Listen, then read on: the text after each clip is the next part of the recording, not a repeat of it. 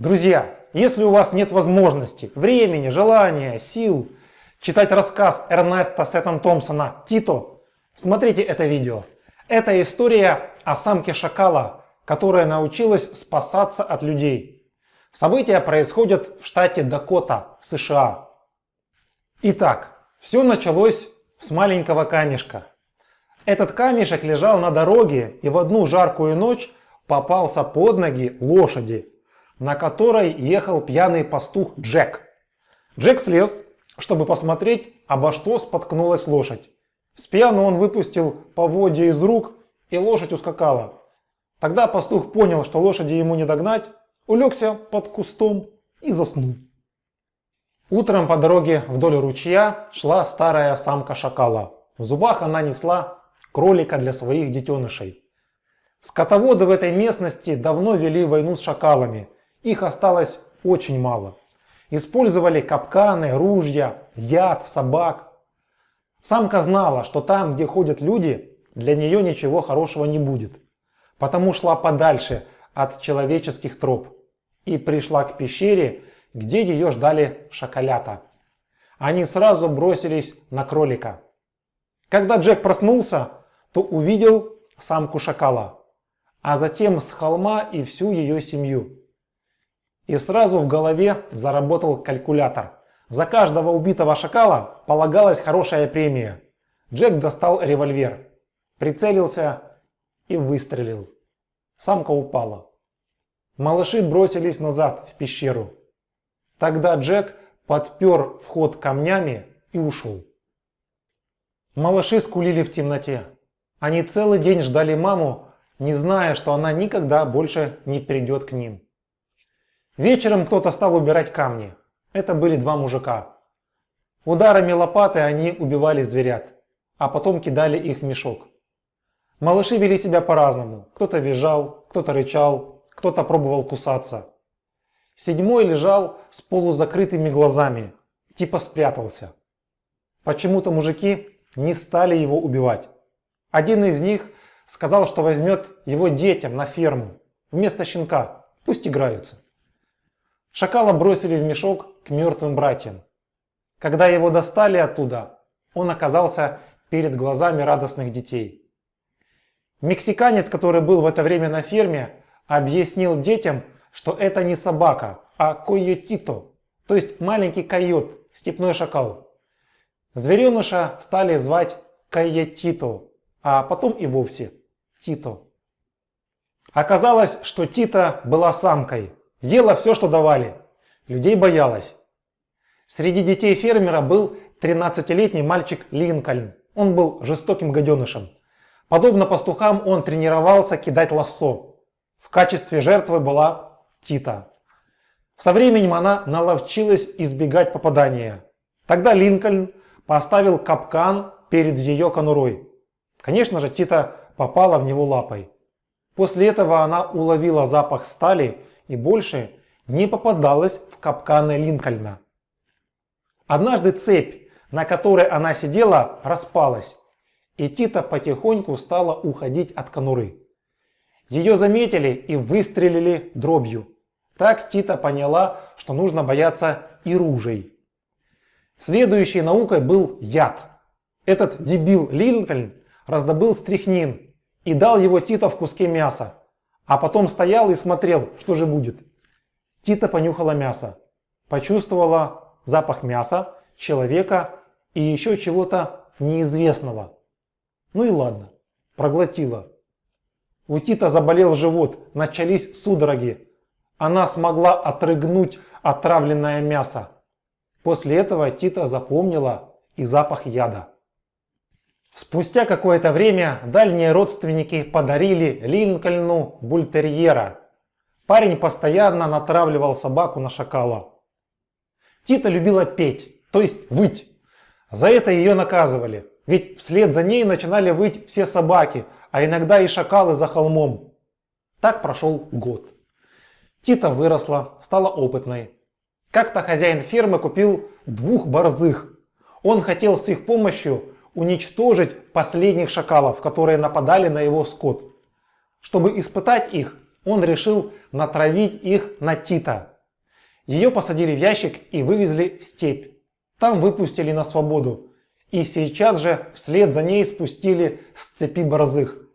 Тита помчалась со всех ног. Борзые летели следом. Спасения для Тита не было. Через минуту собаки должны были настичь и разорвать ее. Но вдруг Тита остановилась, повернула и пошла навстречу собакам, приветливо помахивая хвостом. Борзые собаки особенные. Они готовы загрызть всякого, кто бежит от них. Но тот, кто не убегает, а спокойно глядит им в глаза, сразу перестает быть для них врагом. Ну и эти, естественно, остановились. Тита посадили в ящик и отвезли назад на ферму.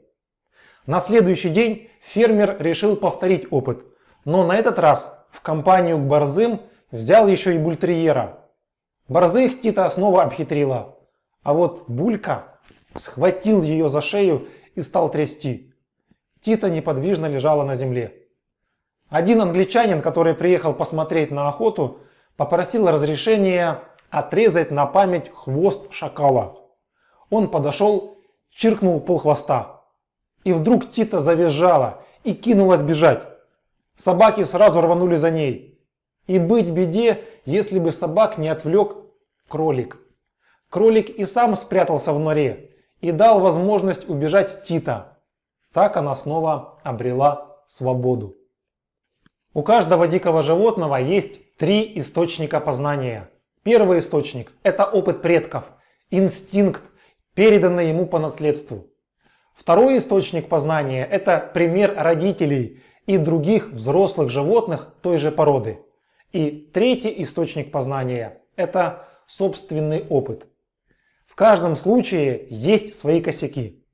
Первый и второй не могут уберечь от всего, а третий дается слишком опасным путем. Тита была особенной. Своего опыта у нее было много, а вот как охотиться за едой ей никто не показывал. Тита увидела сусликов, начала бегать за ними. Без шансов. Те очень быстро прятались в норы. Но с каждым днем у Тита получалось все лучше и лучше. Несколько раз она видела людей с собаками, но не убегала от них, привлекая внимание, как это бы делали другие шакалы, а прижималась к земле и спокойно ждала, когда они уйдут. Шакал ведь думает, что он быстрее всех, а когда за ним начинают гнаться борзые, становится уже слишком поздно. Все лето Тита жила у реки, развивала свои охотничьи навыки, жила сама. Однажды она наткнулась на след. Здесь волокли кусок мяса, и Тита нашла этот кусок мяса. Учитывая, что она постоянно была голодной, она откусила его и сразу почувствовала боль в животе. Тита еле успела отрыгнуть его и съесть спасительной травы. Ее тело дергалось в судорогах. Это Джек отравил кусок мяса. И он издали увидел лежавшего шакала. Тита услышала топот лошадиных копыт и смогла побежать. Джек выстрелил, но не попал. У Тита отнялись задние лапы. Она тащила себя только передними. Но усилием воли заставила задние лапы ожить. И она побежала. Именно благодаря тому, что Джек ее преследовал, Тита выжила. Если бы она лежала, то умерла бы. А так, преследуемая Джеком, она вынуждена была бороться за жизнь. Теперь Тита запомнила и этот странный запах. Хорошо, что когда охотятся на шакалов с помощью капканов или яда, то собак с собой не берут.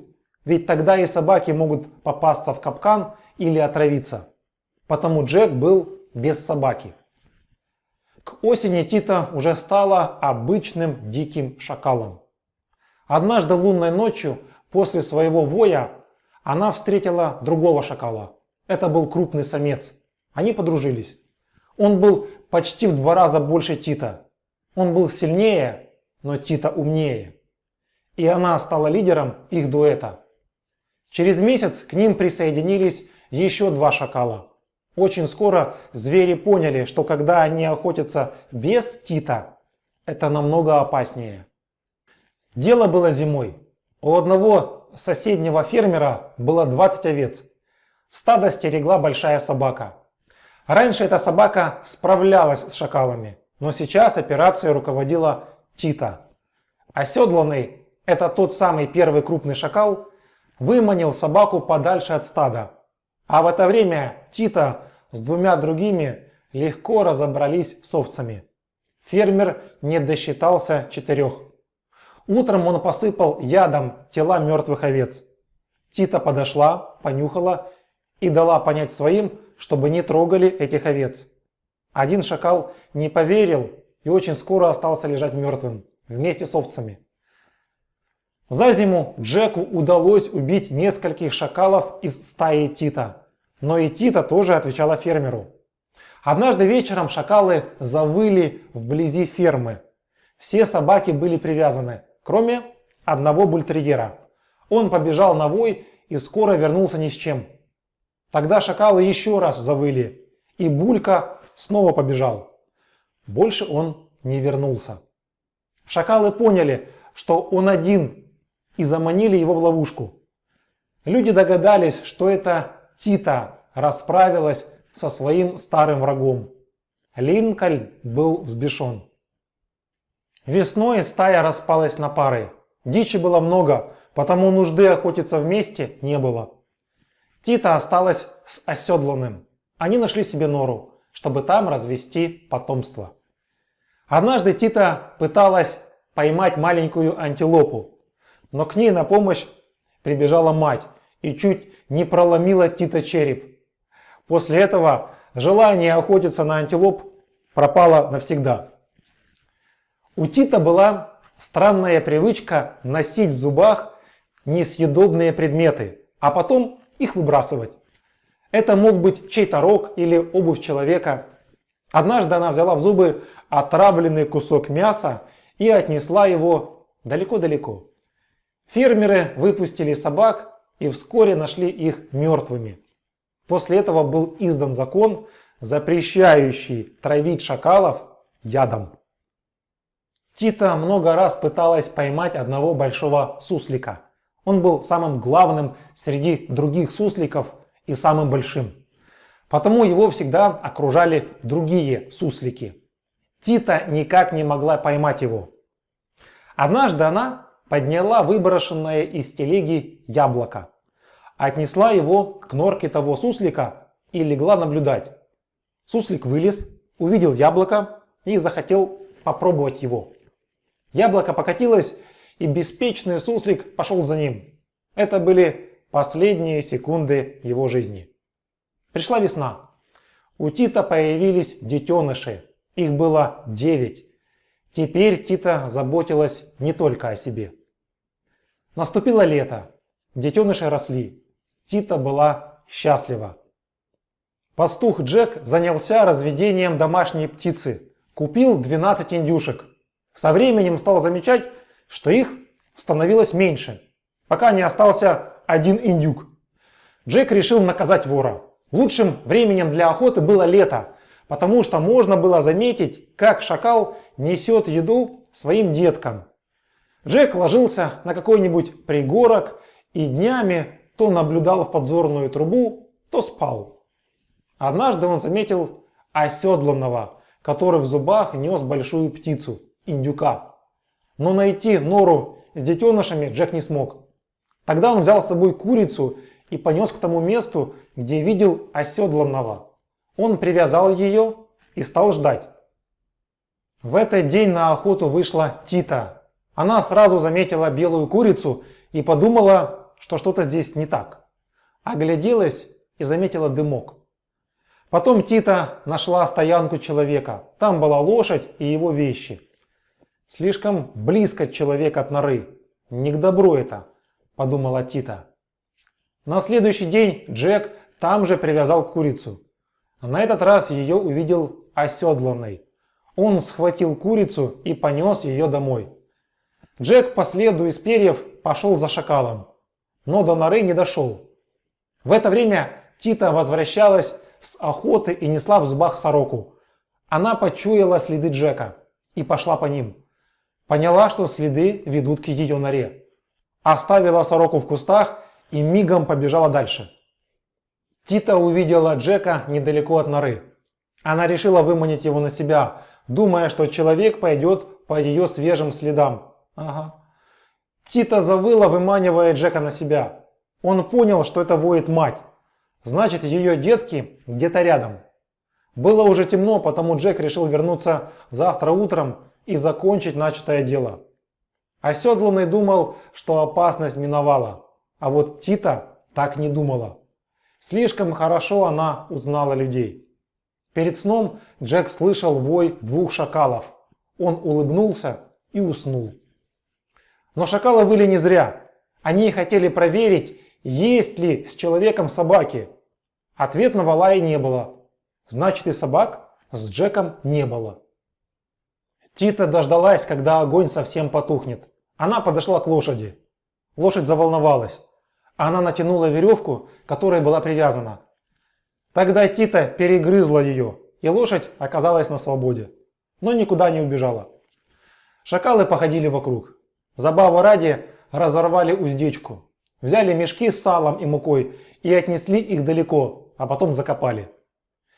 Тита поняла, что свой дом нужно срочно перенести. Вместе с оседланным она начала рыть новую нору. Работали несколько часов. Новая нора была готова. Утром Джек проснулся. Лошади рядом не было. А вот это было очень плохо. Для человека в степи лошадь это как крылья для птицы. Он увидел ее чуть дальше. Тогда Джек решил поймать ее за обрывок веревки. Но лошадь ни в какую не давалась.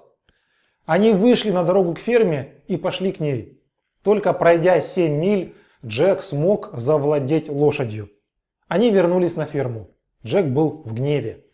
Он поел, взял собаку и снова отправился на охоту. На том месте, где он вчера искал нору, Джек увидел шакала. Выстрелил, собака побежала за шакалом. А Джек пошел дальше искать нору. Он ее нашел. Потом несколько часов Джек расширял проход, чтобы добраться до шакалов. Как же он был зол, когда нора оказалась пустой.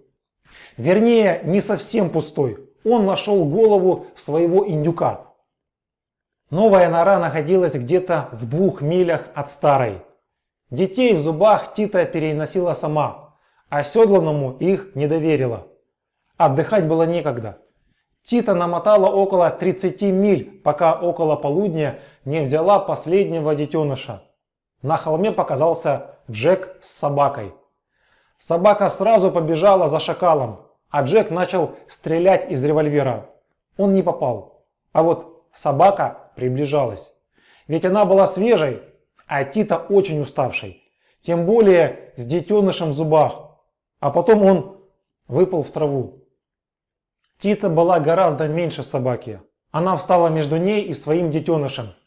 Свободная пасть позволила ей позвать на помощь оседланного. Тита сцепилась в схватке с собакой, и та уже предвкушала победу. Но тут выскочил оседланный и повалил собаку. 2 шакала быстро ее растерзали. Детки Тита выросли. У них все было хорошо, потому что их обучала Тита. Многие животные исчезли из степей, бизоны, антилопы, а вот шакалы остались, потому что научились выживать благодаря Тита. Вот такая история, друзья.